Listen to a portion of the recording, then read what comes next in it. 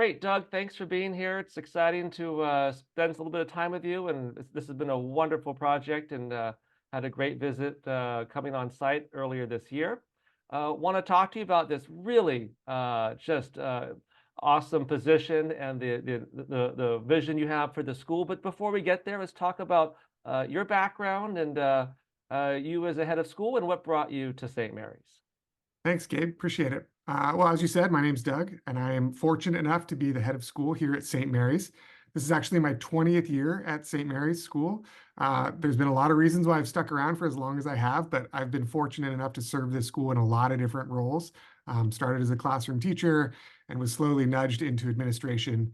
And I kind of just kept showing up to work, and I kept moving offices, and then ended up here as the head of school, which is a really unique opportunity to lead the school that really has raised me in education.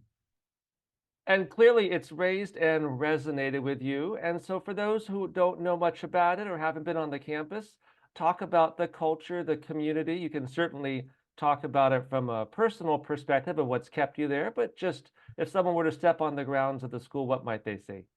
Yeah, there's a couple things. One of the things that kept me here is as a professional, any place where you feel encouraged to grow and develop and learn, and you feel encouraged in those is a good place to stay. And so for me, it's a place where leaders around me have really built me up and have encouraged me to grow, and that's professionally rewarding. I think, and that's built into our culture. That's really ingrained into who we are. We like to promote and hire from within. It's something we've done. So this is kind of a unique opportunity for us to also look at the outside, because I think for a school that does like to promote and hire from within, it's always good to have a fresh set of eyes also to come and look at what we're doing. I think one of the things people experience when they first step foot on our campus at St. Mary's is the sense of community. People that work and live and experience St. Mary's really feel cared for and seen and heard and valued, and all those things are really, really important to me. I tell people that when you're coming into St. Mary's, it's like joining a family, and there's times in our lives when we need the school to take care of us, and there's times in our lives when we need to take care of the school, and we really try and balance those two things. But knowing that for me, it's actually really, really important for us to care about each other and take care of each other so that we can take care of the students. So being a faculty or staff member here, we really want you to invest in the lives of the people around you, care for the people around you. That way you love coming to work, and that ultimately impacts our students, because when people love coming to work and they love being here, they're happy and the students are happy. Let's talk about impacting the students from the perspective of this project and first just the vision you have for the next chapter of innovation and design. And, there's an exciting building coming, but also just an exciting program coming that is going to, I think, connect with what you're already doing vis-a-vis design education. And so just talk a little bit about that and the vision you have for the school. Yeah, so St. Mary's is 30 years old. We were founded in 1994. I've been here for, 2 decades of that. I've watched the school grow, and in my opinion, this chapter that we're in this season is the most exciting in our history. As a relatively young school, we're really thinking about how we can celebrate the previous 30 and really honor the people that came before us that helped get us here. But we're thinking about the next 30 and what's to come and what's to come in education. And I think being an educator in the 21st century, it's so exciting. The world is rapidly changing, and we are really given the opportunity to think about what students need in the future. What are they going to need? How are we going to set them up for success? I feel a deep responsibility to our eighth grade graduates as a school that ends in eighth grade. What do they look like?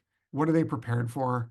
How are they going to tackle the 21st century challenges, the sustainability challenges that they're going to inherit, the planet that they're going to inherit? And what am I doing when I have them here for this short time from early preschool to eighth grade to make sure that they're prepared in a way that looks different? Because I want kids that graduate from St. Mary's to look different and to think different. And how do you build a building? How do you usher in a next chapter that supports all those needs, right? And for us, it's all about problem solving, complex thinking, and really design thinking. So we are fundraising right now. We're in a capital campaign fundraising for a new building. We're going to break ground here in June of 2024, which is incredibly exciting.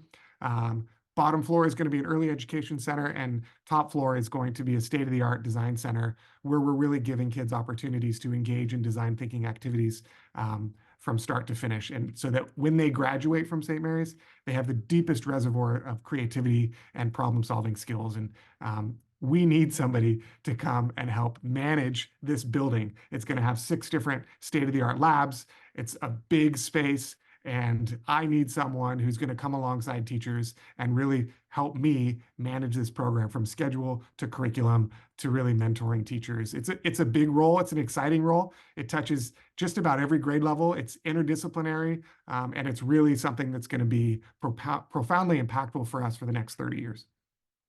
Now, I don't want to put words in your mouth, but based on coming there and visiting and just seeing the school, my sense is this person is going to be entering a school that has been doing a lot of this in different ways. A couple of points that I would share, but then I want to hear your comments. First of all, they'll be working under the guidance of and reporting to your Director of Technology and Innovation. So there's already somebody who's kind of thinking about innovation broadly. Of course, you have the IB program, which has built into it a lot of design teaching. And I remember seeing spaces and classrooms that were very open, that had sort of flexible designs, and just I could tell they were spaces where innovation was cultivated. Talk about a little bit, just maybe comments on that, or just how you see this person ultimately walking into a situation where the school is not starting from zero. At the same time, you see a next chapter ahead. Yeah, thanks. So yeah, it's a blend of both IB and this idea of design thinking. And if you back up a little bit, we became a fully accredited IB school in 2007. So we have a PYP, which is a primary years program, and a middle years program, both fully baked into the culture and identity of who we are. We're actually a very solid and strong IB school, which is something that we're really proud of. It's a core tenet of who we are. And design thinking isn't an add-on, right? That's really important to a faculty, not saying this is an add-on, but this is a way to enhance what they're already doing. We've brought in design thinkers from all across the country to lead our staff and our families and our students into different kind of professional development and thinking about design. So this isn't something that's a new idea for our faculty. This is something they are currently doing. And the idea is that this role would not only manage the building, but also come alongside teachers, look at their current units of inquiry, identify opportunities to do design thinking projects, and then figure out ways to how that's going to look in a new building. And so this isn't an add-on or a new level or layer to what we're doing. It's an enhancement, and it's something that we are primed and ready for. I think we're at this point now where we're ready to kind of burst from the seams. We're doing about as much as we possibly can inside classrooms and hallways, in courtyards. Kids are using compound miter saws in the courtyard with extension cords running everywhere. We're at a point now at our school where we need to find really a better home for this type of work and thinking. And that home will be coming. And as you talked about, ground is being broken this summer. Of course, it'll be, I believe, a year and a half till you actually open up. And so talk about this sort of chapter 1, chapter 2, where, in this 24 or 25 coming year, this person won't really have a space, in terms of fully all done. And so even more to be focused on that partnership with the faculty and looking at units of inquiry. And then, in that second chapter in the following year, an opportunity to really move it to the next level with the space. Yeah, actually really, really intentional. So starting back with the PD that we've had with our teachers, starting in 2019, 2020, even visiting other schools, a lot of my inspiration came from the Stanford D School, and then bringing that back and starting that work 3-4 years ago, starting focus groups with families, understanding what they want and what they value. With the building in and of itself, we'll talk about that. It is a $23 million building, which we're really excited about. That's our biggest undertaking yet as a young school. And we are going to be breaking ground in June. It's a 15-month build, which means we're going to start in June. It'll go through a summer, a full school year, and then another summer, which means we're planning on opening the doors fall of 2025. So that would really be year 1 of the new building. But year 0, we're doing this hire now because we want this person to come and really get to know our program, work alongside our teachers, build relationships with the community. As we mentioned before, this is a really community-based relational school. So we need somebody who can come in and really build relationships quickly, get to know the program for that whole year 0, so that when the building opens, it is a streamlined, really fluid addition to our program, an enhancement of our program. It won't feel like, hey, now we have this new building, now what? but all of that groundwork has begun and started so that when the new building comes in fall of 2025, it'll be my hope is it a seamless addition to the campus. And let's also talk about this in addition to the faculty and staff or to the people, and talk about some other partners that you see this person being able to work with, leverage, both from an IB coordination standpoint, also from a academic leadership standpoint, just folks that you see this person likely to be working with, and how that's going to be a nice synergy from your lens. And structurally, and you can read all of this in the job description itself, but 715 students, 3 divisions. So we have an early education division with an early education division head. We have a lower school division with a lower school division head, and a middle school division with a middle school division head. So 3 divisions, all one school. We work and live close together. We're together all the time. But in addition to that, we have curriculum coordinators. So we have a primary years program curriculum coordinator, which just focuses on the IB program. We have a middle years program coordinator, which just focuses on the middle years program. Those two work together quite a bit to make sure there's synergy between the 2 programs. We also have an academic dean who's responsible for the entire academic integrity from preschool all the way to grade 8.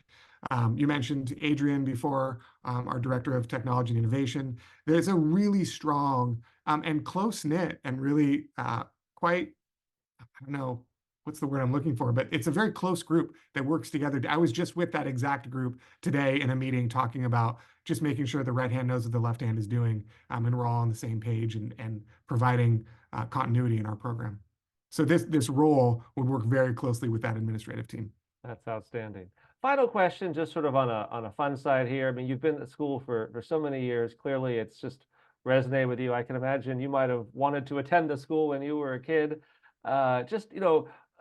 Sort of what you hear, what you've seen, from students or teachers, or a little story that parents tell you that just says, you know what, we're doing it well, and people are excited. What just is the heartbeat of the school, and just what makes St. Mary's really the special place that it is. So I'll share a quick story that I hope illustrates an answer to that question. We have a campus pastor. We were founded on Episcopalian roots and traditions, and we have a campus pastor. We have chapel on Mondays and Christian enrichment throughout the week. And we had a graduate who went to high school, went to TCU, graduated from TCU, went off and got married, and she called our campus pastor to come and do her wedding, which is pretty neat, right? I mean, that relationship that she had all the way through from kindergarten to grade 8 with this campus pastor was so impactful that she wanted him to do the wedding. But actually, what I think is more impactful than that is that her wedding party, this is a graduate from St. Mary's. Now, mind you, she had gone all the way through St. Mary's, all the way through 4 years of high school, all the way through 4 years of college. And her entire wedding party was her friends from St. Mary's. I just think that tells you about the type of community we have here. And why people keep coming back, why people like myself, our Dean of Academics, I mentioned earlier, she's in her 21st year. Our Chief Advancement Officer is in her 30th year. Our Head of Early Education is in her, I think 25th year. This is a place where people want to be and they want to stick around because we care about each other, but our kids feel cared for. And our mission is world-sized hearts and world-class minds. And it's important to us that we start with the hearts because we want everybody here, our parents, our kids, our faculty to feel cared for, and then we can get their minds. But the impact on that, it lasts a lifetime. When people feel really cared for, they tend to want to stick around. And when people feel welcome, they want to stick around. When I came to visit, I felt very welcomed, and we look forward to helping you welcome your inaugural director of the Design Center to the school. And it's been a pleasure talking to you here today, Doug, and looking forward to working with you on the rest of the search. Thanks so much. Thanks, Gabe. Appreciate it. Okay.